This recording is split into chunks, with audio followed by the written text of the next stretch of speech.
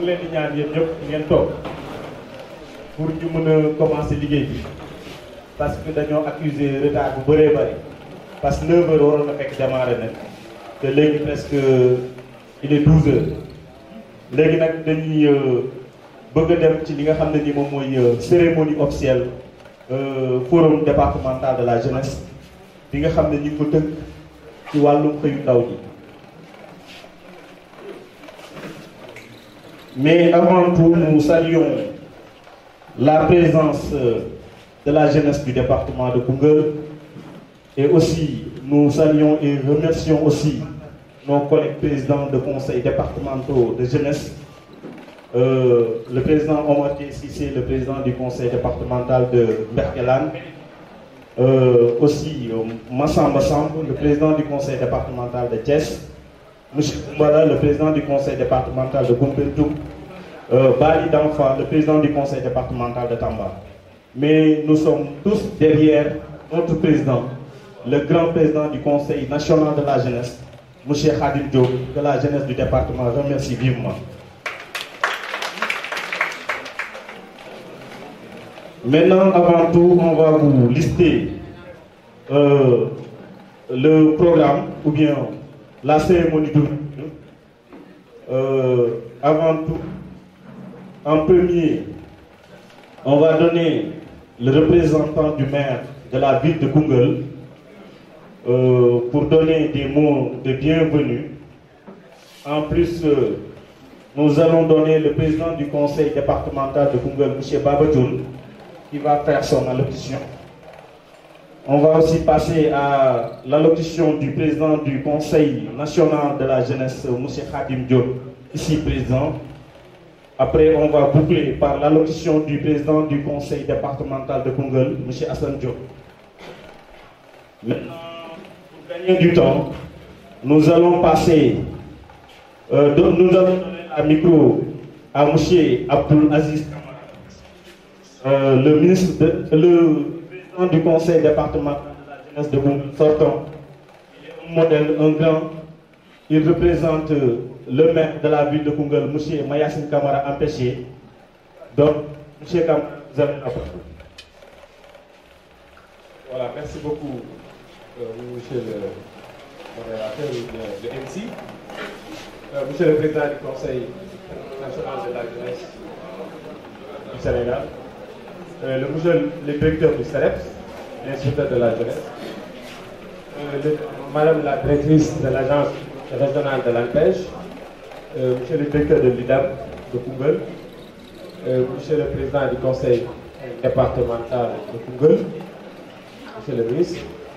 mesdames et messieurs les invités. Je suis un peu plus au début parce que je suis venu ici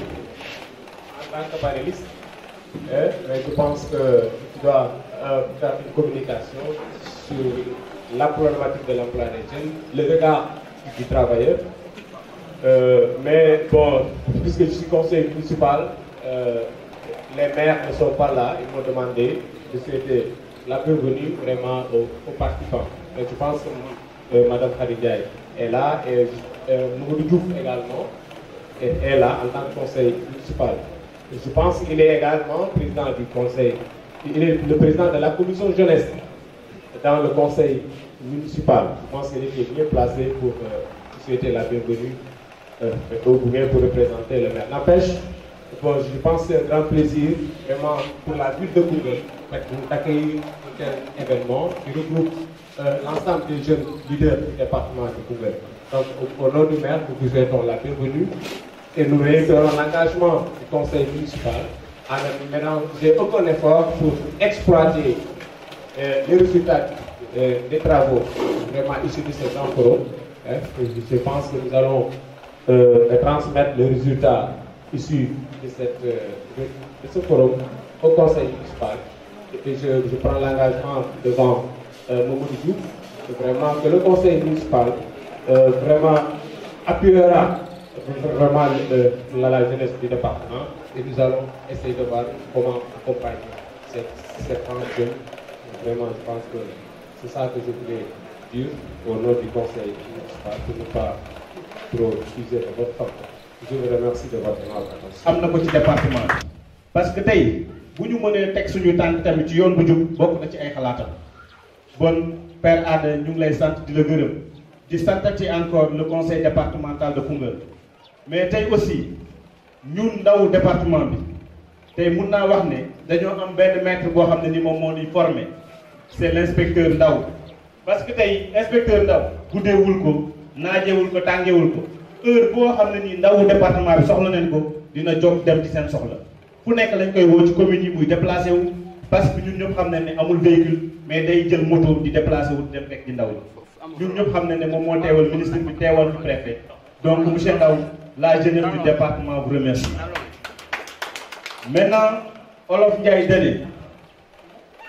uude bu waxee ci bëy bu feebar rek dañ naan der ba moo tax ñun jeune département bi mënuñu remercier suñu xarit suñu mag suñu lépp di Mamadou Diouf Kaaw parce que ñun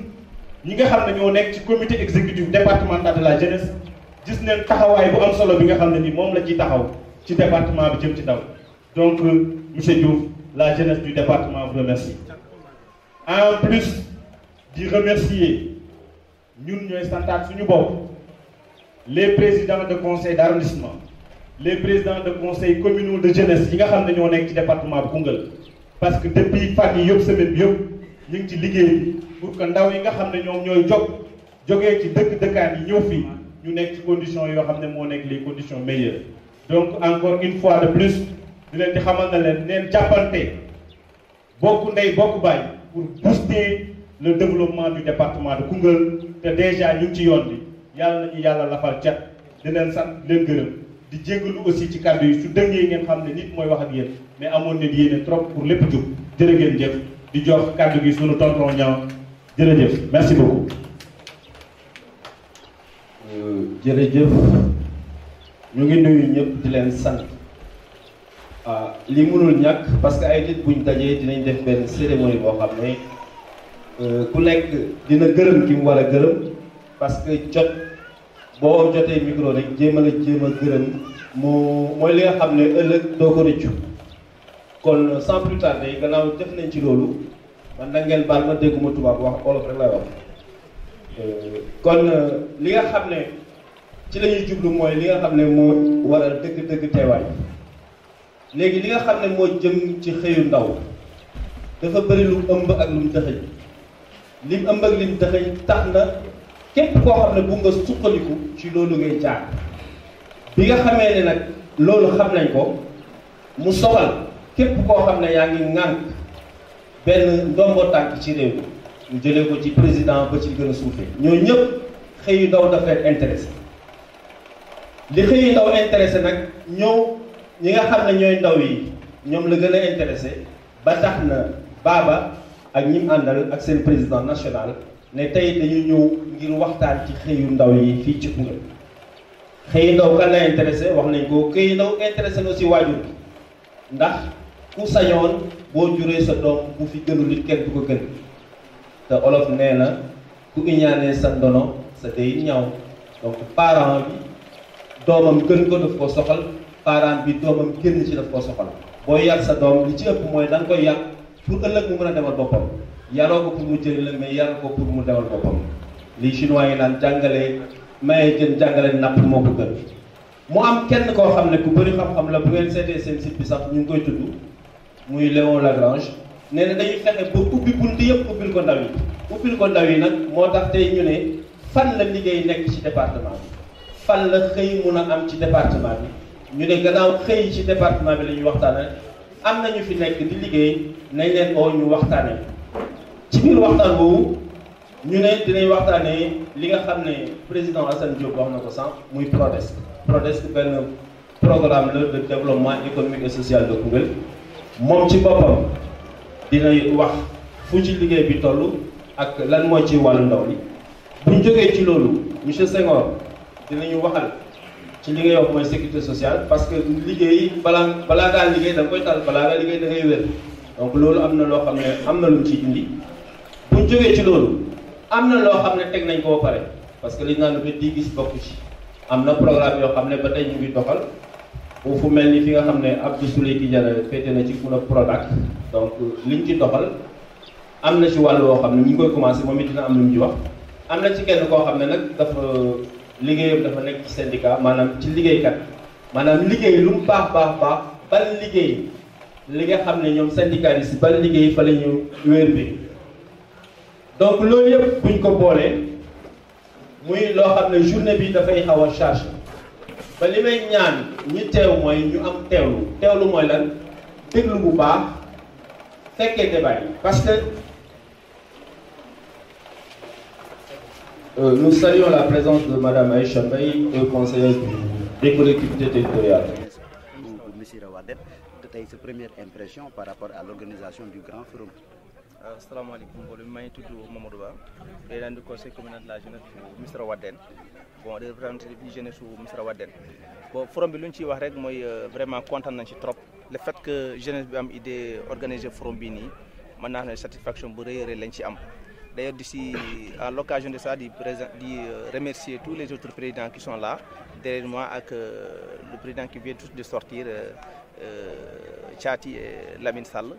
bon xam nañ ne forum bi lu tax ñu organiser ko pour jeunesse bi am liggéey te loolu jàpp naa ne suñ génnee si lii incha allah du doon ay théorie ak pratique incha allah lañ ci bëgg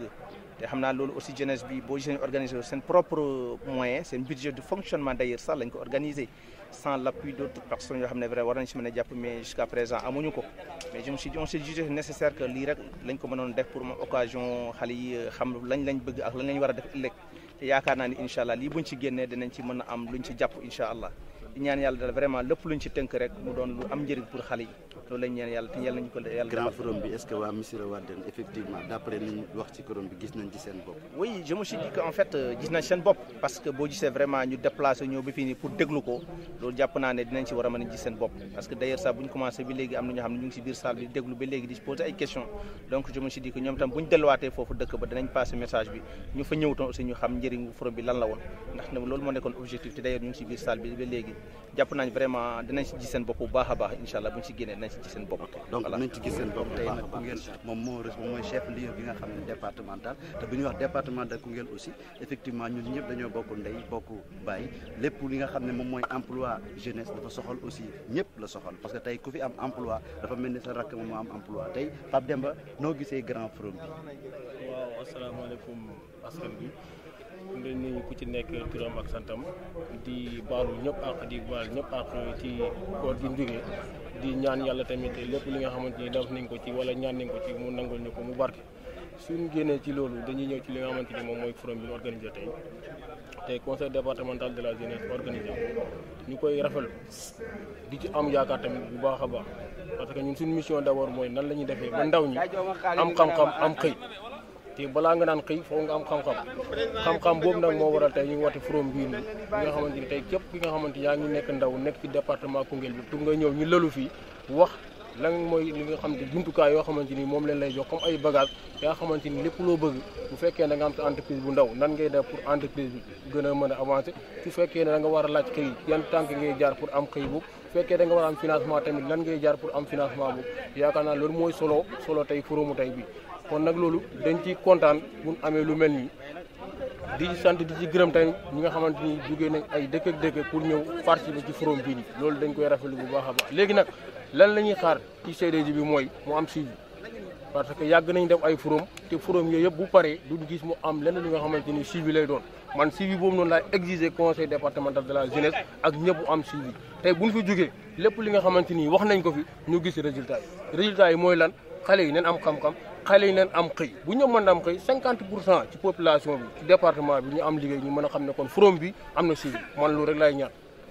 jërëjëf président Saly Escale bu nga représenté tey conseil communal de la jeunesse bu Saly Escale lan mooy sa première impression effectivement ci Grand Forum. waaw man maa ngi tudd Souleymane Ba maay président conseil communal de la jeunesse bu Saly Escale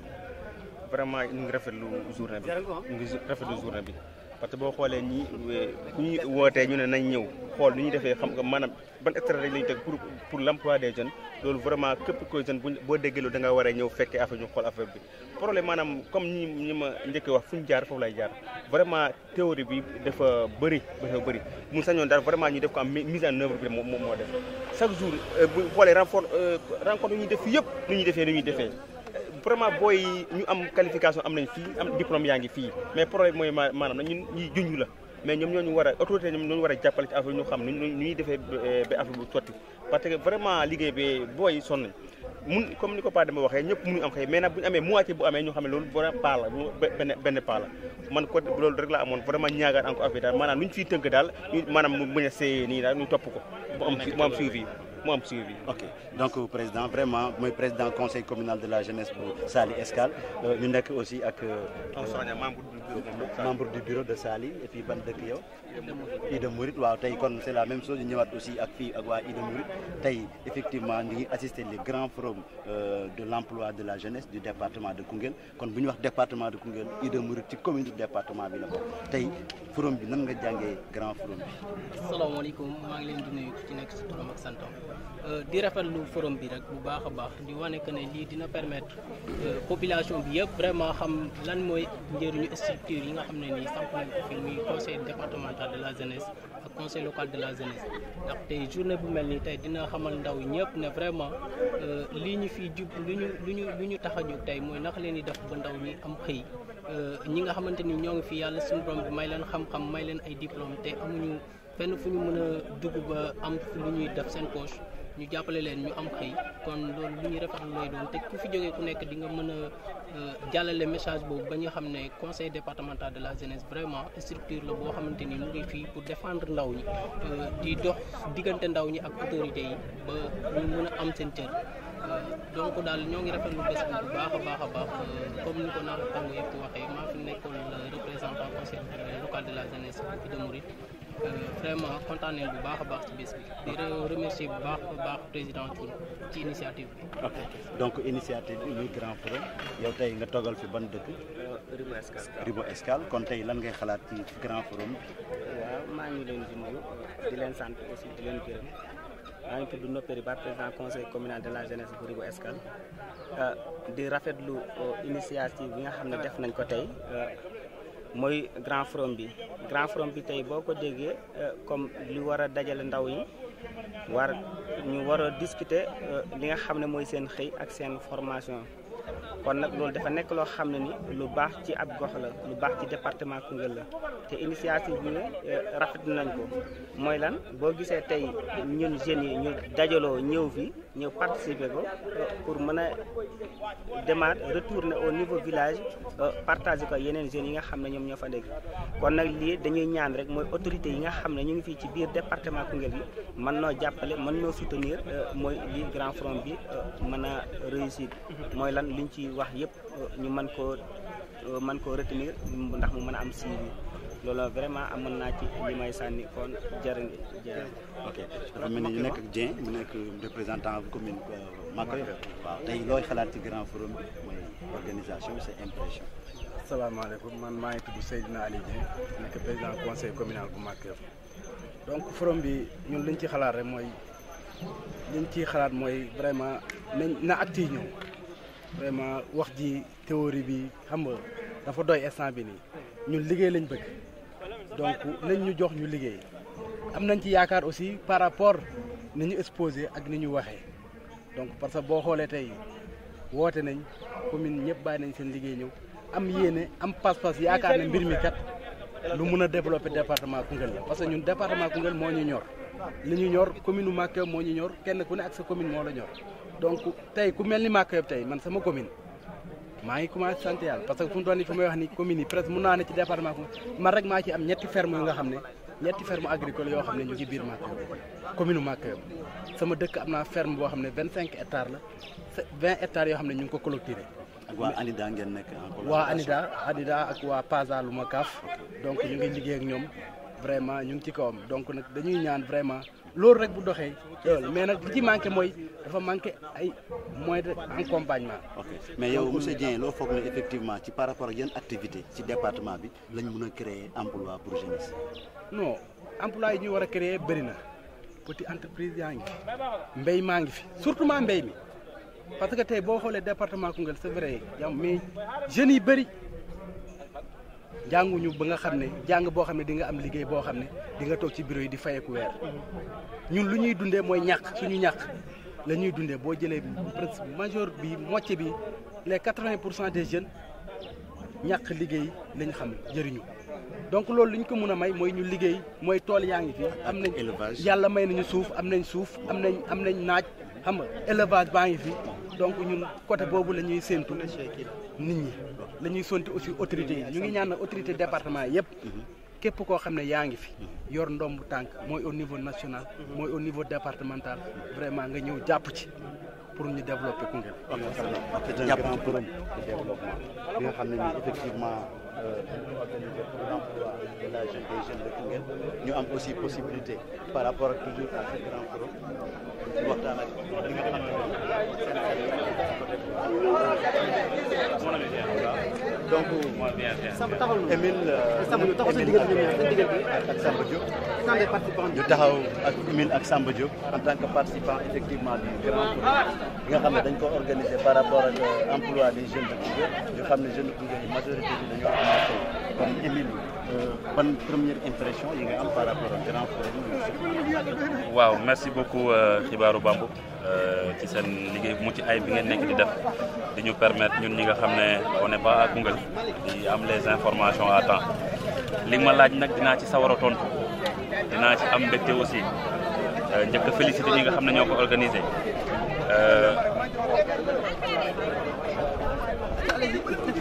waaw ñi nga xam ne ñoo ko organisé mooy le conseil départemental de la jeunesse Baba Thioune jiite ko ils ont le mérite aujourd'hui d'être la première équipe bi nga xam ne organisé na forum bu toll nii loolu nag ñu am ci jàngat wàllum xëy mi du rek problème mu Koungheul problème mu mën naa ne àddina bi la problème mu Sénégal gépp la parce que nguur amatul place pour utal nit ñi xëy nit ñi nag nit balaa mu laa utal xëy ñu tàggat la ci lenn waaye nit ki nga xam ne amul tàggat amul qualification professionnelle kooku yomb la utal liggéey forum bi li ma ci jëlee mooy maanaam ñoom dañ ko def ngir indi problème mu xëy bi Koungheul am naka la ñuy dem ba saafaral ko naka la ñuy dem ba utal ndaw ñi liggéey ñi nga xam ne sax ñi ngi liggéey naka lañ def ba professionnaliser seen liggéey kooku nekk menuisier naka la mën a def ba am ci ay certification ki nekk mécanicien naka lañ koy dimbalee ba wàllu mécanique gi mu ci nekk am ci tàggat gi nga xam ne dina ci am lijaasa donc loolu lu ñuy rafetlu la lu ñuy encouragé la aussi gis ne aussi soo jiitee il faut nga yëngatu soo jiitee il faut nga yëngatu mais loolu la ñuy xaar ñoom ci gàcce ngaalaama nag ci liggéey bi mais est-ce que jeunes Koungheul yi mun nañ am emploi sans l'accompagnement des autorités de Koungheul. waaw sooy xool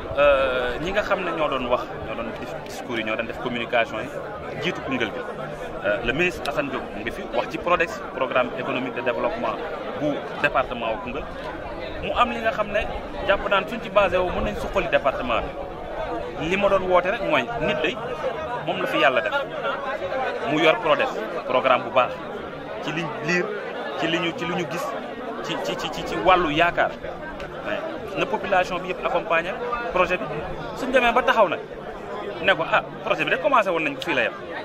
léegi nag lan lañ def ak luñ deful li nga waxoon yëpp fan lañ ci toll su boobaa la ñuy mën a évaluer la chose su boobaa la ñuy mën a wax ne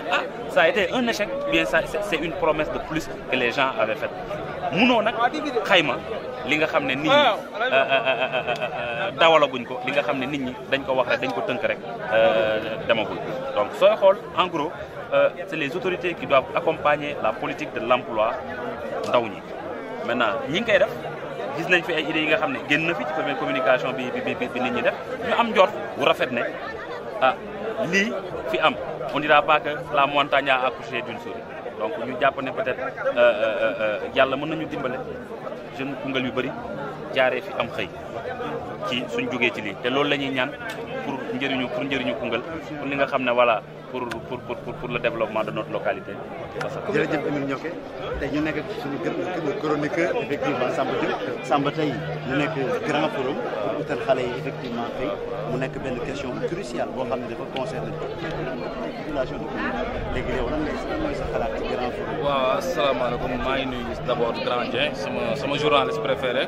bon di féliciter encore une fois xibaaru Bamba vraiment liggéey bi vraiment yàgg aussi doo gisee Koungheul waaye bëri di imprégné aussi affaire Koungheul je pense que Koungheul xibaaru Bamba la quoi man j'ai un oncle quoi il est à l'extérieur à chaque fois daf may wax ne man su ma bëggee xam Koungheul rek xibaaru Bamba kon loolu vraiment ñu encouragé xibaaru Bamba aussi ñun ñii ngeen wax ay jeunes chroniqueurs duñu dara sax mais su am yenn initiative yi wala ñu am benn courage bi c'est grâce à Mamadou Matar Sarr quoi de même que vous aussi bon li nga ma wax tamit aussi si affaire forum bi bon je pense que comme ni ko ñëpp waxee rek comme disait l'autre aussi tout pays voire même tout peuple contre manifestement sur sa jeunesse quoi cela veut dire tout simplement qu'il néglige sa jeunesse néglige son développement kon ñun moom foog naa ne ce sont les jeunes qui sont les leviers maintenant du développement de tout développement kon je pense que bu ñu nee forum bi te aussi il faut que aussi ma am lu ma souligner quoi que il faut que nit ñi xam ne du état moom mooy créer emploi état du vocation du créer emploi kii état soo gisee généralement emploi yi muy créer ay enseignement la bon c'est des emplois yoo xam ne kii te aussi que man pour man suñu système éducatif dañ ko war a modifier pour ne pas dire changer quoi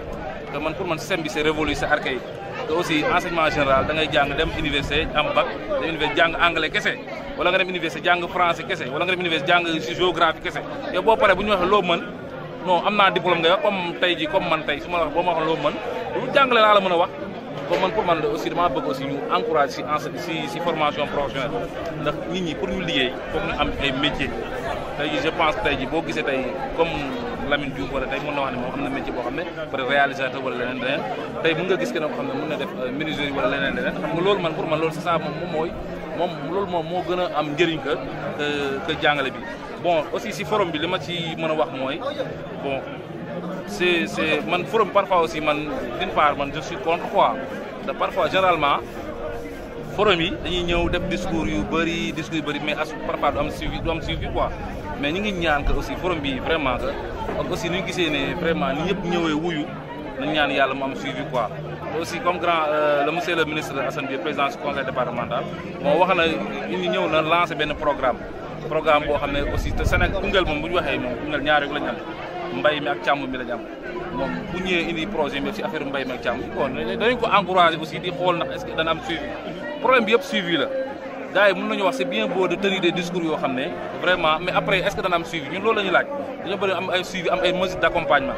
loolu la ñun Koungheul waa loolu lañu bëgg te aussi ñun Koungheul loolu moo ñor ñëpp instant bi que jeunes yi ñu liggéey il y a beaucoup de diplômés amuñu liggéey il y a des gens yoo xam ne ñu ngi fii instant bi ils risquent leur vie sur rien kon bu ñu gisee ñoo xam ne ñu ngi ay programme yoo xam ne pour le développement de Koungheul et aussi pour l'emploi des jeunes ñu leen di encourager xool ndax am na suivi wala ñun daal ñun ay jeunes lañ Koungheul moo ñu ñor képp ku ñu woo ci affaire Koungheul lu ñu yëngal Koungheul loo xam ne développe Koungheul ñun dañ ci wuyu. ok donc wax nga rafet na salle polyvalente bu Koungheul salle polyvalente tey ñu am xew-xew bu bees mi forum effectivement bi nga xam ne ni conseil départemental de la jeunesse bu Koungheul ñoom ñoo ko organisé mais organisation bi c'est tout simplement dans le cadre de l'emploi de la jeunesse dans le département de Koungheul ñu nekk ak Lamine Sall bi nga xam ne il est membre du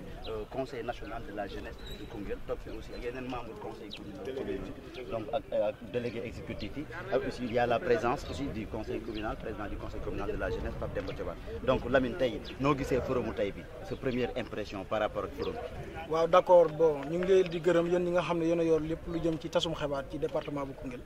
ndaxte lu fi mënta kaa xew yéen a ngi koy jaarale ci yoon ba ñi nga xam ne ñu ngi ci biti mën a xam li xew ci Koungheul ñu ngi leen di gërëm bu baax a baax ci seen taxawaay di gërëm képp koo xamante ni teew nga fi tey li ñu tuddee grand forum de la jeunesse de Koungheul muy jëm ci lépp lu aju ci xëyum ndaw ñi buñ ko mënee wax tënk ko ci noonu maanaam xëyum ndaw ñi mën na nekk ci ñu ubbi boutique wala ñu dem liggéey ci place boo xam ne dañ leen di fay weer wu dee mais en tout cas ci xëyum ndaw ñi xëy dem liggéey loolu moo waral tey ñu tasee fi di waxtaan nag ci li nga xamante ne ni ay politique la maanaam ay pexe yi nga xamante ne ni nguur gi nas na ko jëmale ko ci xëyum ndaw ñi looloo tax ñu tasee fi tey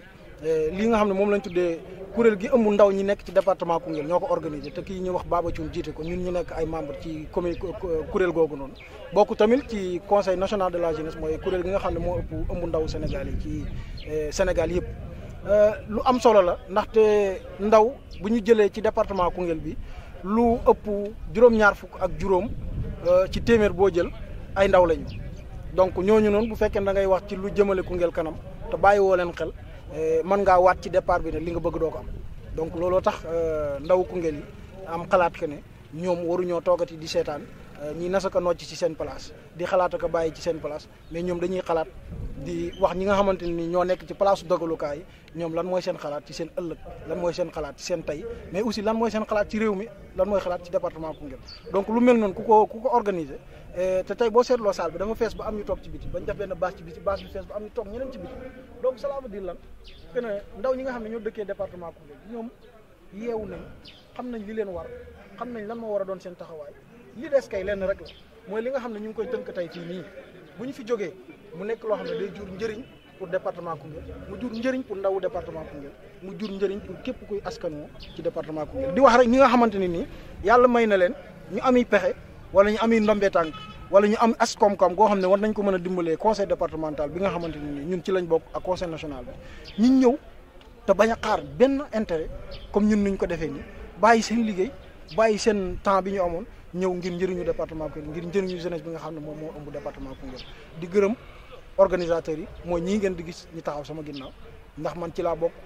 ci ñi nga xam ne ñoo ci gën a ñàkk solo waaye ñoom lépp ñoo ko def lu mat weer a ngi ni ñoom ñu ngi koy waaj wax dëgg yàlla ay ndaw la yoo xamante ne ni bu fekkee ne mag ñi muus nañu war nañoo mën a xam ne mën nañ cee jàpp ngir département Koungheul développé waaye nag bu fekkee dañoo jàpp ne mën nañoo féewale ndaw ñii ne loolu mën ta sotti ndax ñun ànd nañ ba pare te ànd bi ñu ànd ni ànd dëgg la ndax dara lalu ko lu xam-xam ak Pastef donc ñu ngi gërëm ñëpp ñoo xamante ni jàpp nañ ci activité bi nga xam ne def nañ ko tey di ñaan yàlla lépp lu ñu fi tënkee tey mu nekk njëriñu réew mi nekk njëriñu département Koungheul nekk njëriñu jeunesse département Koungheul ñu ngi leen di gërëm di leen sant man de Modou Lamine Sall bi ma tudd bokk département Koungheul nekk ci conseil départemental de la jeunesse de Koungheul pare naa pour joxe lépp lu ma am ci xam-xam ci jot wala boog mu nekk rek sax ci kattan ngir jeunesse su Koungheul bi nekk si jàmm ak salaam nekk ci koom-koom nekk ci teraanga wasalaam. ban commune nga jéego. man maa ngi jógee commune Fathieckene dëkk village bu Sam Diabel. xibaaru Bambou tey ñu nekkoon fii ci grand forum bi nga xam ne dañ ko consacré ci emploi des jeunes de Koungheul le département de Koungheul donc ñu wax ne effectivement ñu nekk fii Abdou Souleye Kyliane ñu directeur stratégie et partenariat au niveau du programme des domaines agricoles communautaires tey ban taxawaay nga fi am pour accompagner la jeunesse de Koungheul à la réussite de l'emploi. merci waa xibaaru dañu invité woon ñu ñëw def benn communication parce que emploi des jeunes dafa nekk problématique boo xam ne c'est mondial mais maa ngi gis local ANPEJ nee na sax problématique mondiale mais réponse locale la parce que ñëpp àdduna bi yëpp bépp buy réew rek am nga problème xëyu xale yi léegi fu nekk France président sax bañ naa représenté wu ndax daf na woon su fekkee taux de chômage yóbbu ma ko fii du ma mën représenté wu donc pour vous dire que combien c'est important lii di wàllu xëyu xale yi donc mais la réponse doit être locale bien que am na stratégie yoo xam ne c'est national mais am na yu bëri yoo xam ne boo ko bëggee créer foog nga ñëw fii ñi nga xam ne ñooy concerné nga waxtaan ak ñoom ngeen trouver ay piste solution échange ñoom ci information di leen gindi donc loolu moo doon sama taxawaay tey ñëw ci répondre invitation conseil national conseil départemental de la jeunesse pour wax leen wàllu produit nan la fi taxawee ak ni muy defee daje ko sama collègue yeneen service yi. Koungheul nekk benn zone boo xam ne agriculture ak élevage ñoom ñoo fi gën a dox te boo gisee produit ci affaire domaine agricole communautaire lay gën a yëg en tant que directeur stratégie ak partenariat ban taxawaay nga fa en tant responsable politique aussi du fils du département ban taxawaay nga am tey pour jàppale effectivement nekk en collaboration avec le conseil départemental de la jeunesse. waaw am na lu ñuy mébét mënuñ koo siiwal parce que am na fu muy toll mën na yàqu xëy na mais bu jotee rek dañ ko partagé nii sama gëm naa partagé lépp li projet di idée di xalaat boo ko amee mu jëm ci département bi dem ci commune yi da koy partagé am na fooy toll aussi ci li ma xalaat conception bi ak nu nga koy nasee il faut nga bàyyi noonu pour que ba mu ñor fa lañ toll mais je crois que li ñu dégg communication président conseil départemental wax Assane Diop c'est important dama ko ci fekk si parce que ñoo bokk lu ñuy def daanaka ñun à une échelle beaucoup plus grande la ñuy def moom mu ngi ci à l'échelle départementale mais yàlla xam na ne li ma wax dëgg la ma koy firndeel booy développer dëkk wala réew da ngay sukkandiku ci valeur am ci atome yi ñun li ma war a dégg naa artiste naan ñun suñu aada la ñu am ñoom loolu leen neex mais ñun ñu def développement danaa ñun amuñ lu dul mbay amuñ lu dul sàmm te lu kenn mënu ko dindi boo demee sportif ñun ne sport la ñu am donc mais développement dëggantaan li ko téye mooy wàllu mbay su ma nee mbay nag agriculture au sens large la mooy yarum jën tamit ci la bokk mooy élevage muy bépp xeet élevage mais aussi ak agriculture comme ni nga déggee mbay noo bay nawet loolu boo ci sukkandikoo nga def ci li ñu ci war def moderniser ko indi jumtukaay yëpp li ci war def organisation parce que mbay aussi dañ koy organiser noonu la pays développé seen agriculture dana indi valeur ajoutée dana tax ñun aussi maîtriser suñu balance commerciale mën a maîtriser croissance mën a créer ay emploi ak richesse loolu lépp dafa nekk lu lëkkaloo mais borom xam-xam ñoo ko mën a mëne te ñu ngi taaral seen xam-xam aussi ak ñeneen ñi wax ñu siy dem franchement. ok monsieur Kadiata gis nañu ne Prodac ñëw na def nga benn présentation pour Prodac gën la xamale Prodac ak mbir mi ak ni ko waa conseil départemental ban chance la Koungheul am pour mën a am dara ci biir ci Prodac bi financement yoo xam ne dañ ko mën a am su fekkee du yomb parce que xam nañ ne fi teewoon ci ay gannaaw mais est-ce que amaan nañu benn chance bu xam ne conseil Koungheul dina ko mën a bénéficier ci les chances restent intactes xam nga tey Prodac def na fi loo xam ne benn domaine la mu ngi fii Kaffrine tudd Boulel va coûter 11 milliards mu leer du xaalis bu ñuy dem uti du xaalis bu naan dañ ko yaakaar mu ngi foofu tegu man ci projet boobu laa nekkatuma sax DSP directeur de la stratégie et partenariat mais je suis le point focal du projet bu ñëwee projet de développement l'entrepreneuriat au Sénégal financé par la BID à hauteur de 47 milliards qui concerne 4 domaines dont le domaine de Boulel dem naa temps yi jidda bi ñibbi si lañ fa demoon mooy accélérer affaire yi parce que procédure BID ak procédure Sénégal dafa jafe lancer marché ngi dee dafa jafe foo dugalee marché ça prend 15 20 jours nga dem BID yónnee leen seen ñoom it ñu wax la 15 21 jours soo ko am réponse loolu boo ko fee ci 5 ans yi day lekk daanaka 1 an yi looloo tax muy yéex mais lépp luy base matérialisation projet bi pare nañ ko da ci des mooy def appel d'offre pour recruter des cabinets pour ñu def étude yi ba étude pare nag dañuy rouler 200 à l'heure te loolu tënk la woon mais li am Boulel ci 11 milliards Boulel moomu ko commune Boulel moomu ko département Kaffrine moomu ko région Kaffrine na ko bokk donc li ci cëru Koungheul bés bu ñu ci àggee dina am comité boo xam ne gouverneur la koy présider li ciy wàllu Koungheul dana ko am mais man sama wàllu boobu fu may liggéey ci Prodac su ma gisee loo xam ne fenêtre d'ouverture la mu mën a opportunité du ma ñàkk ma xëcc ko fi mais comme ni wax rek nañ ñaan tàll la fa yàlla baax na yàlla baax na. merci beaucoup naka président Assane Diop président conseil départemental bu Koungheul bu ñëwoon fi tey teew ci grand forum sur l'emploi de la jeunesse président noo gisee sa première impression grand forum bi organisé tey. jërëjëf tey seen waxtaan bi tey am na solo ndax d'abord teewaay bi président conseil national de la jeunesse ñëw na teew ak tamit ay président de conseil départemental de la jeunesse yi ñu invité ñoo fekkee si ko ñu teg ko ci ay thèmes yoo xam ne maanaam ay waxtaan yoo xam ne bu ci nekk biñ ko développé biñ ko faram fàccee génne nañ ci ay njëriñ li ci am solo mooy bi ñu invité conseil départemental de la jeunesse conseil départemental bu Koungheul ci affaire yi emploi kon woo nañ ko ci PRODESC mooy programme développement économique et social parce que ku bëgg a wax emploi rek di nga wax développement parce que mënoo am emploi te sa développement taxawul kon waxtaan nañu ak ñoom ci affaire PRODESC bi faram fàcceel nañ leen li nga xam ni mun na génnee li ay xëy ak ay koom-koom ci lépp loo xam ne mi ngi wéeru ci mbéy mi ci lépp li nga xam ne mi ngi wéeru ci càmm gi ak tamit li nga xam ne moo nekk ci maraîchage loolu yëpp mu sukkandiku aussi ci li ñuy wax transformation parce que yooyu yëpp boo ko defee ba pare da nga koy yokk njëriñ te yokk njëriñ bi mooy transformation bi nga xam ne moom la ñu war a def loolu yëpp nag nekkul am solo ñu waxtaan ci ak ñoom ma wax leen tamit ne loolu yëpp dañ koy organiser ci biir ay coopérative ci biir communes yi ñoom tamit ñu rafetlu loolu lool waxtaan wi jàpp ni njëriñ la jàpp ni Koungheul mën naa am xam-xam mën-mën mun naa ami tamit yëngatu yoo xam ni dina tax ba xale yi ñu bari dootuñu topp désert bi di dem ci àll bi wala ñu topp géej gi di wuti ay liggéey parce que li ñu war a lijjanti yëpp yëngal ko fii ci département de Koungheul bu ñu ci yàlla dimbalee ñëpp jàpp ci ay xëy dina fi am ay njëriñ dina fi am yoo xam ne wóor na ma ne xale yu bari dootuñu fi jóge di dem bërki démb rek maa ngi jóge Brésil plutôt maa ngi jóge Bruxelles ñi ngi ma invité woon ci waxtaan boo xam ne waxtaan international la parce que dañ jàpp ne am sama xam-xam màcc na ci mbirum émigration ñu ne ma loo ci xam ak yow ki nga xam ne yaa ngi nekkoon bureau international du travail te Genève te nga yore woon mbir moomu loo xam ci xale yi di song géej gi ma ne leen sama tontu du doon la ma doon def Genève sama tontu mooy li may def fii ci Koungheul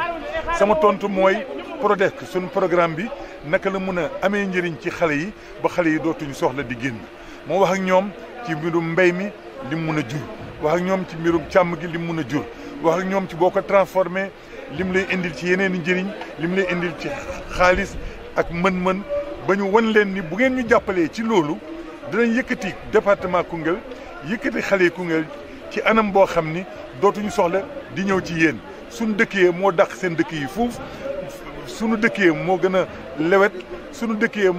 mooy may xale yi des ci seen waajur yi seen mbokk yi seen dëkk yu sedd yu naqar yi buñ fi ñëwee amuñ lu leen neex kon nag PRODEC bii tey ñu ngi koy jaay ci réew mi nit ñi xam mooy lan ñu ngi koy jaay ci bitim réew nit ñi xam ne mooy lan man wóor na ma ni tey lii ñuy liggéey ma gëm ni itam xale yi seen Pastef ak seen teewaay ci liggéey bi am na solo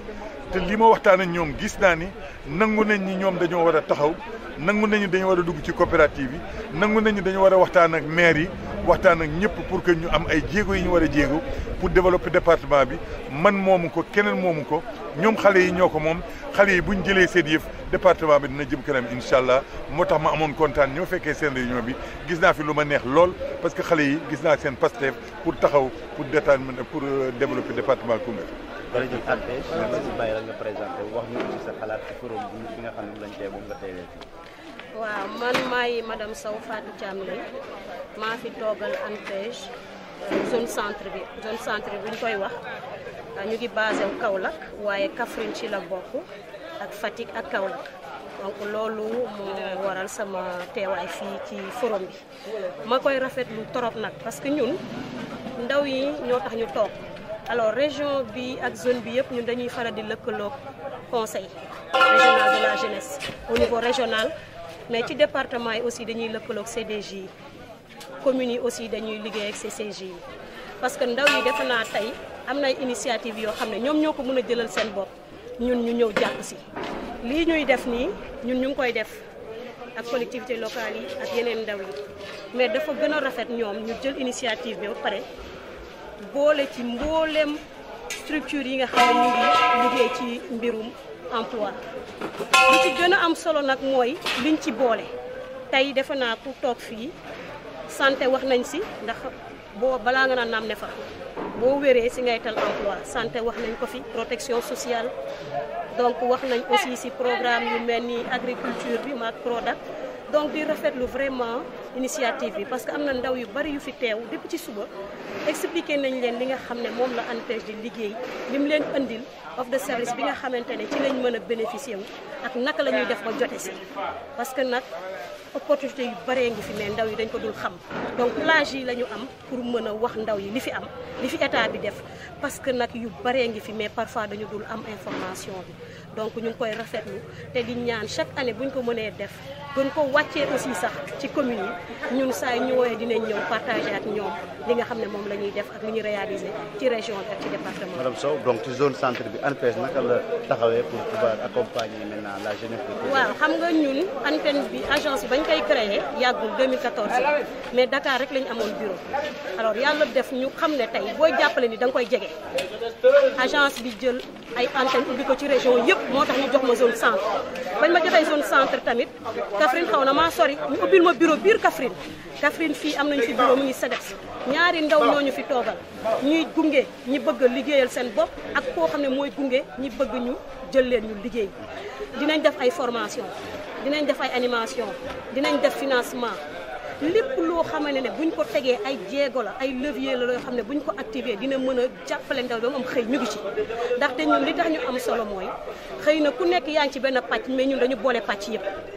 amuñu sens interdit ci côté emploi donc ñu siy lëkkaloo partenaires yu bari yoo xam ne dañuy ñëw jàppale ñu loolu mooy tax suñuy ressource bariwul naam mais dañuy lëkkaloo ñoo xam ne dañuy ñëw jàppale ñu ci financement yi ci formation yi am na projet bu mel ni réussir au Sénégal mu ngi ñëw di ñu jàppale ci formation yi financement yi donc am nañ mobilité aussi projet mobilité bi ak allemand yi donc am na programme yu bari yoo xam ne dañuy ñëw lëkkaloog ñun ak ay agence yu mel ni 3FPT ak yeneen agence dañuy lëkkaloog ñoom rien que pour jàppale ndaw yi pour ñu mën a am xëy. est-ce que madame mën nañu xam point focal bi ak Koungheul tey li nga wax yëpp tey nekkoo fi mais est-ce que tey jeune bi bëggoon dem ANPEJ information bëgg xam dara fan lay dem ci Koungheul mais wala pour mu ñëw ba Kaolack wala Kaffrine. waaw xam nga comme dañuy temp mooy jàpp. voilà voilà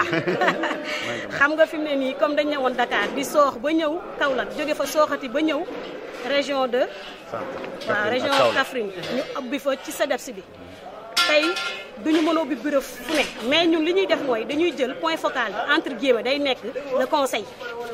loolu mooy tax booy xool au niveau départemental dañuy fexe di bëgg liggéey CDJ bi offre bu am opportunité bu am ñun en général dañuy contacter CDJ bi ne ko ca Koungheul de am na ay formation yu fa génn am na ay financement am na donc comme mënoo toog fépp da ngay lëkkaloog ay ñu la fa toogal ñun ci dynamisme boobu la ñu nekk moo tax tey ñuy liggéey ak lu bari ak CDJ ak CCJ donc loolu bokk na ci li gën a tax aussi ñu rafetlu jotaay bi. dañu gis ne ñu ci commune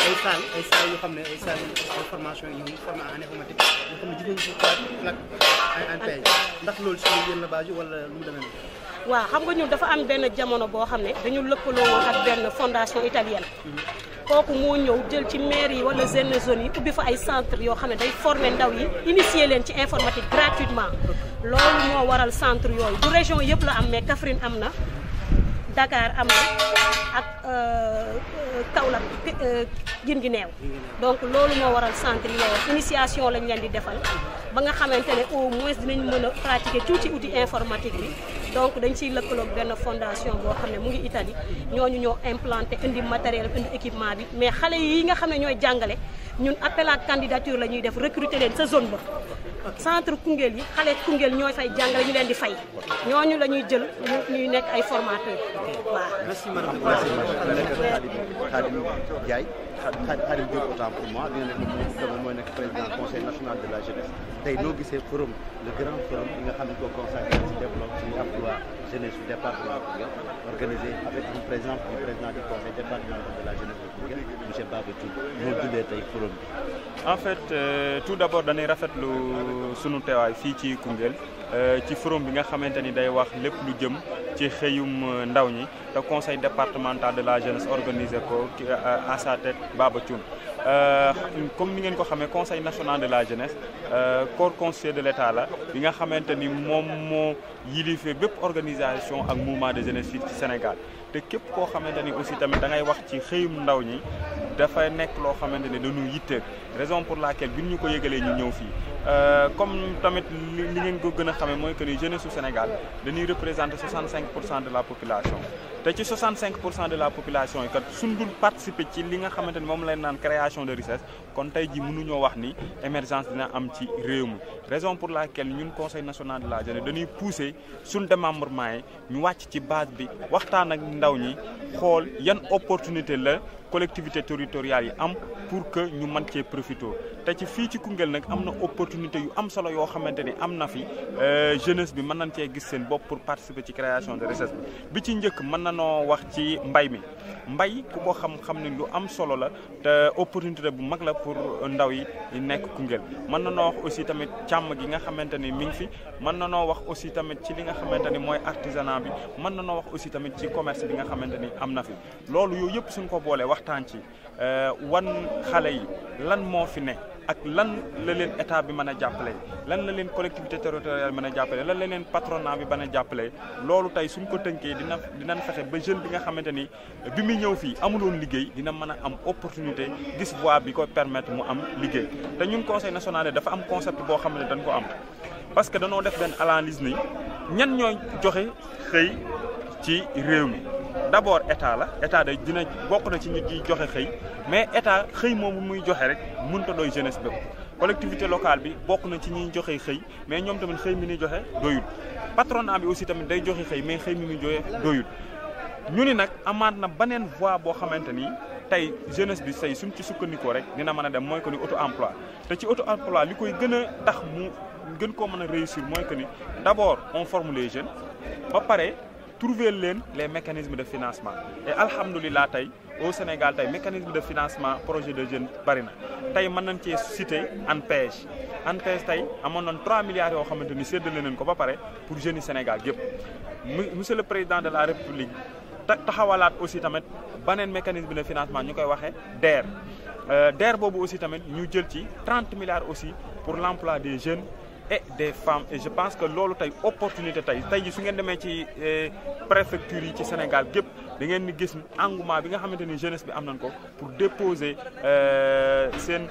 projet pour que ñu mën koo financer. ci kaw loolu aussi tamit am nañ ci lu mel ni Prodac am nañ ci lu mel ni 3FPT yooyu yëpp ay mécanismes loo xam ne dinañ jàppale jeune bi nga xam ne bëgg naa def auto emploi mu mën cee génn lii nag dañ koy rafetlu parce que su fekkoon ne tey conseil départemental de la jeunesse bu nekk def na lii tey ñoom Baba Thioune def tey li nga xamante ne mooy immigration clandestine li nga xamante ni aussi tamit mooy ndóol li nga xamante ni tamit mooy chômage du ma ni du fi jóge de mais dina am lu bari lu ci wàññiku kon nag ñi ngi encouragé organisation de jeunesse yi fi teew yëpp di remercier aussi tamit partenaires yi nga xamante ni ñëw nañ fi jàppale conseil départemental de la jeunesse pour que ñu mën a réussir li parce que réussir li yombul dajale plus de 300 jeunes ci benn journée ñuy réfléchir sur l'emploi des jeunes yombul kon nag ñi ngi gërëm le conseil départemental institution di gërëm municipalité bi le maire di gërëm antenne régionale ANPEJ di gërëm APM di gërëm aussi waa Prodac di gërëm aussi tamit ñëpp ñi nga xamante ni jàppalan ci activité bi rek ba nga xamante ni mën na réussir na quoi di gërëm aussi tamit presse bi nga xamante ni ñëw nañ couvrir ko parce que tey ñun ak yéen danoo def une journée boo xam ne danoo toog dara yitteelu lu dul xëyum ndaw ñi et je pense que ça aussi tamit dina baax trop ci fii nga xamante ni mooy département de Koungheul pour que suñ ci génnee tey jeunesse bi dootul amati inquiétude pour naan fan laa jaar pour mën a am xëy fii ci Sénégal. ok président benn question rek pour benn message boo lancé les autorités du département parce que gis nañ ne Baba Thioune am na bëgg na innover ci département bi. yàgg nga dem gis nañ la chaque mois yaa ngi ciy def Sénégal di wër ay forum yi demee nii. moom ci région de Kaffrine bokk na ci président yi nga xam ne. jéegu na ko def ci département mais ndimbal bi dafa def. ban message nga am pour les autorités du département parce que am nga ci am ak ñoom benn ngeen. pour ñu mën di ko appuyer parce que am na xalaat am na lu mu bëgg def ci département bi mais appui bi moom moo def. waaw message bi ñuy lancé dañ koy lancé ci collectivité territoriale surtout le président conseil départemental mais li ci ëpp solo aussi mooy maire yi ni ngeen ko xamee jeunesse c'est une compétence transférée aux collectivités territoriales dafa am loo xam ne état bi da koo jël ci ndaw ñi dénkaat ko gox-goxaan yi kon tey gox-goxaan yi tey ñoom ñoo war a jël seen responsabilité jàppale conseil départemental de la jeunesse tey ni ngeen ko xamee tey su fekkoonte ne tey collectivité locale bu ne dina subventionner conseil départemental de la jeunesse fonds de dotation yi di ñëw à temps je pense que aujourd'hui tey Baba Thioune du am ay difficultés pour mën a organiser ay activités tey ci kaw loolu aussi di wax ni conseil départemental de la jeunesse bu Koungheul bokk na ci conseil départemental de la jeunesse yi gën a actif yi gën a dynamique fii ci Sénégal tey man bi ma faloog léegi ci at rek lay toll mais ñëw naa fi ñeenti yoon ça veut dire quoi ça veut dire que mën naa ne tey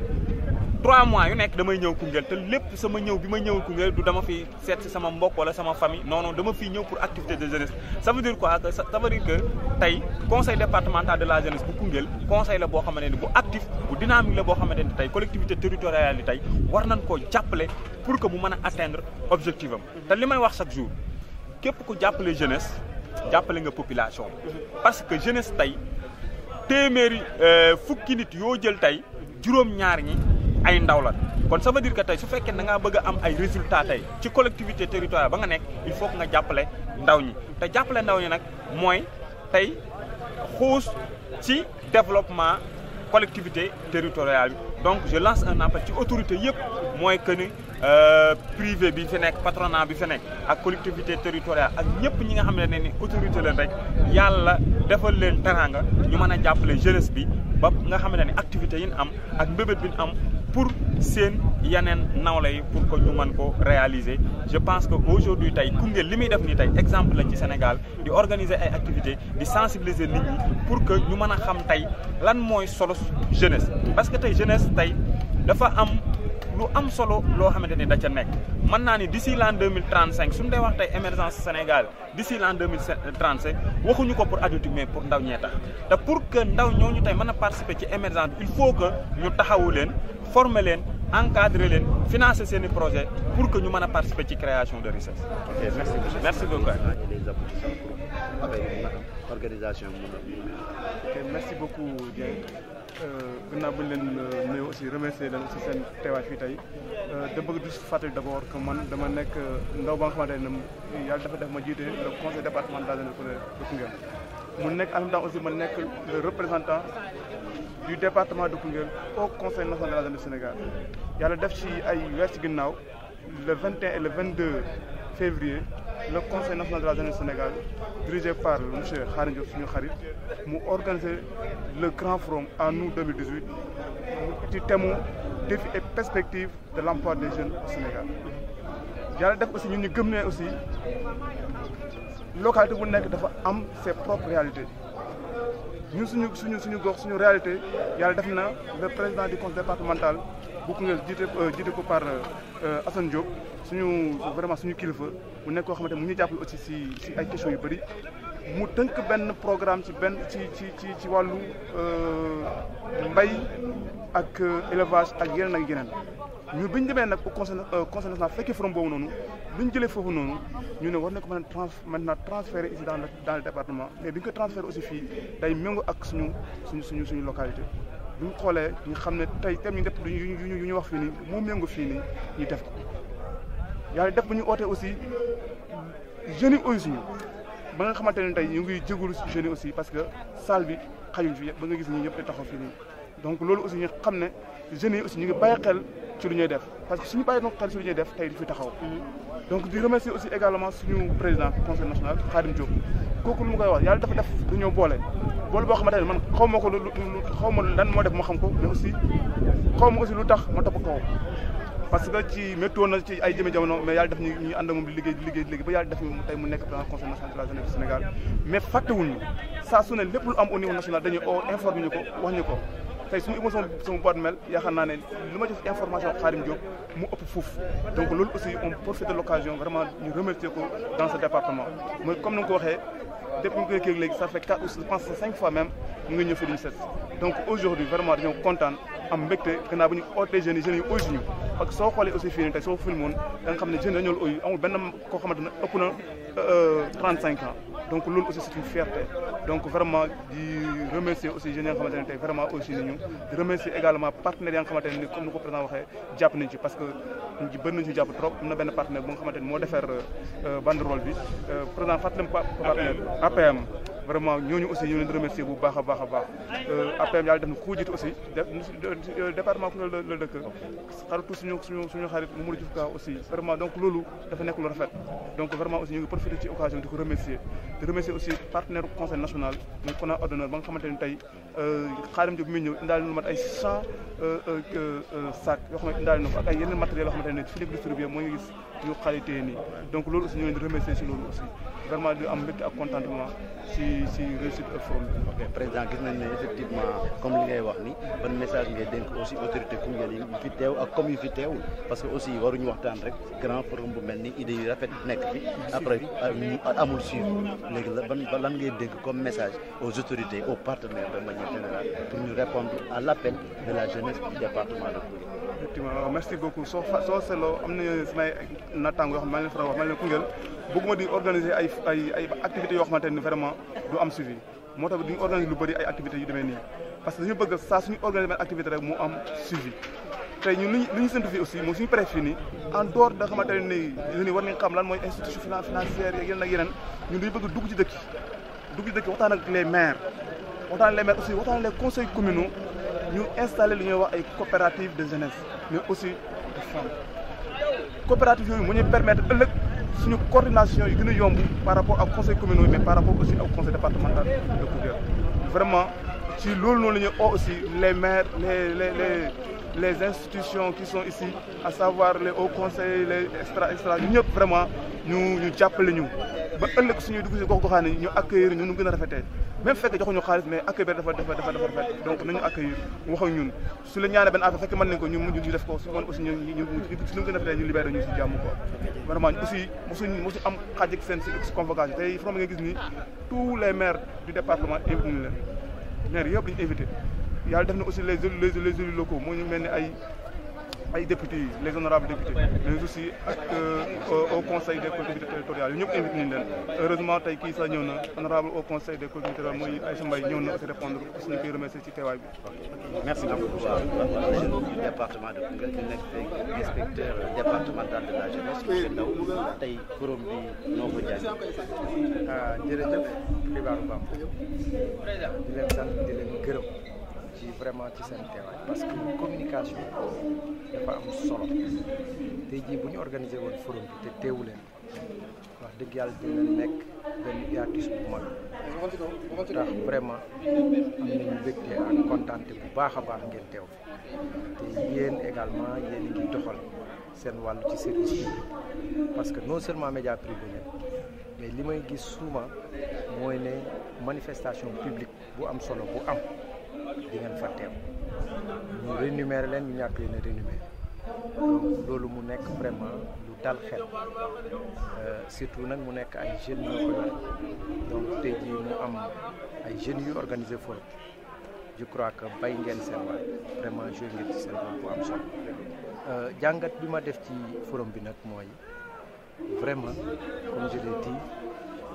Koungheul à travers conseil départemental de la jeunesse vraiment inauguré nañ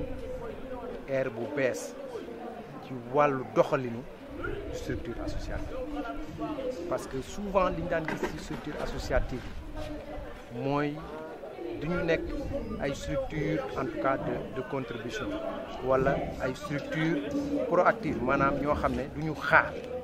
dañuy réagir par rapport à des programmes souvent li ñu doon gis mooy dañuy toog rek suñ leen bëggee utiliser leen suñ leen bëggul utiliser mais cette fois-ci ñoom ñoo am seen initiative bopp gis ne Koungheul taxawal nañ seen document de planification gis ne ci biir document de planification boobu tabax nañ ci benn programme développement boo xam ne dafa ëmb ci wàllu wu ne mu ne ñun kat xaaral donc ñun ñu jug bay suñu waar ci loolu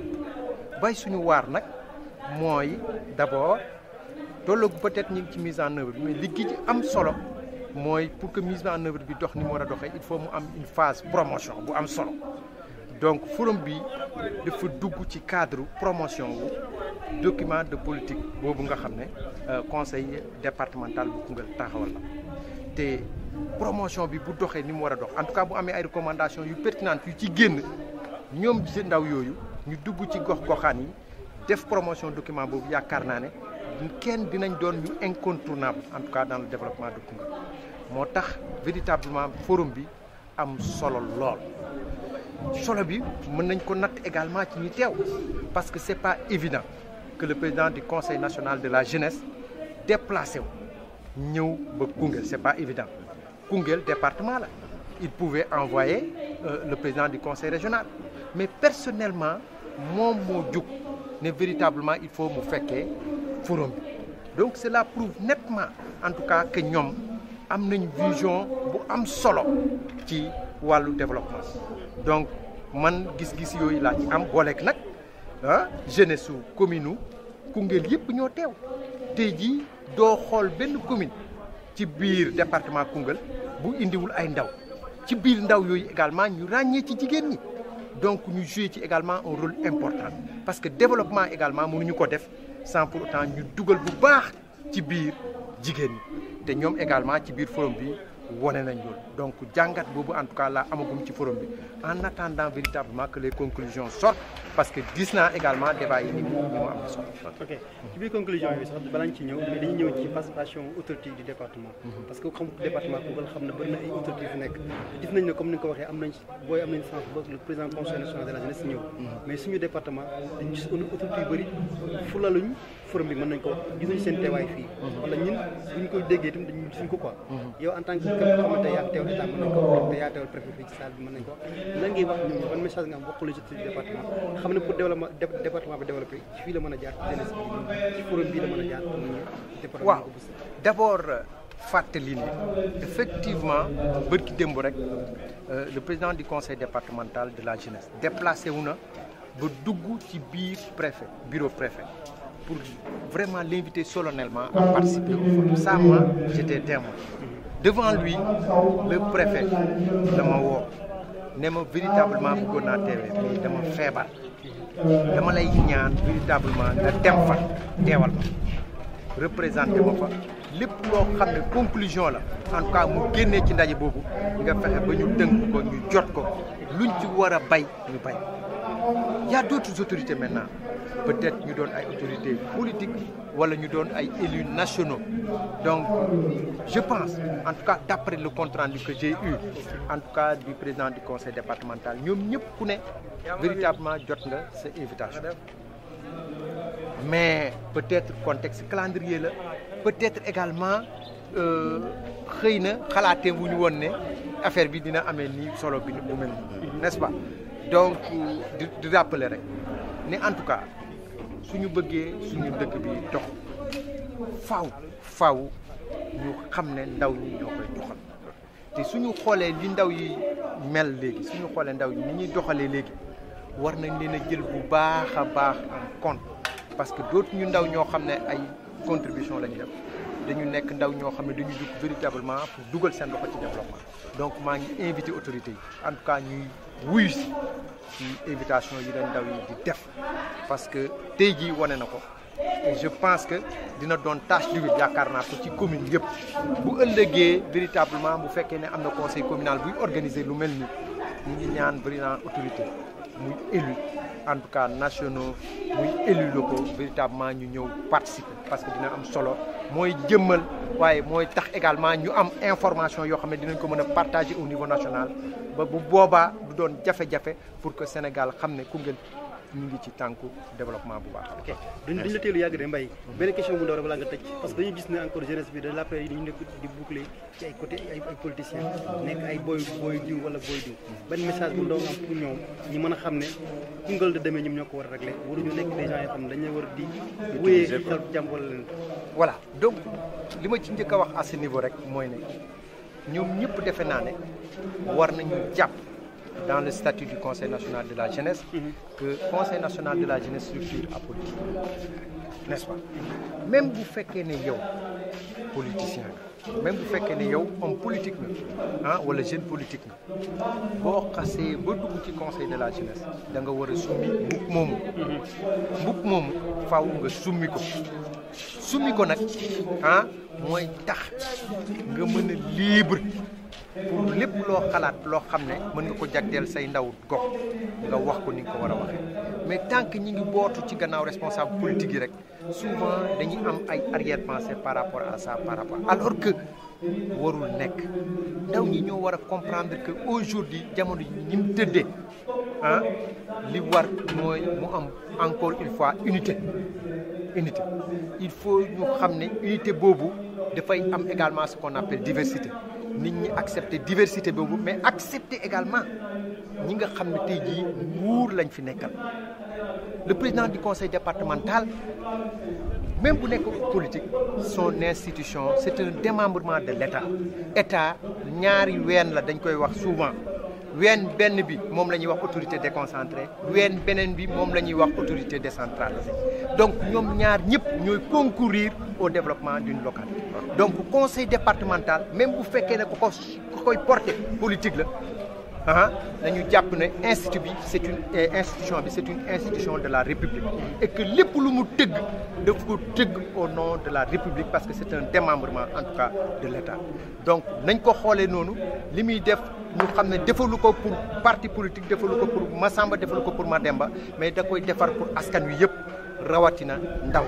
donc ñu jege institution yooyu ñu nekk ci commune yi jege seen i maire xam ne c'est la même chose ñi nekk ci département également jege conseil départemental jege dote également autorité déconcentrée pour que li ñu bëgg en tout cas ci Prodesc bi ñu mën ko en tout cas jot ni ñu ko war a jotee. ok jërëjëf.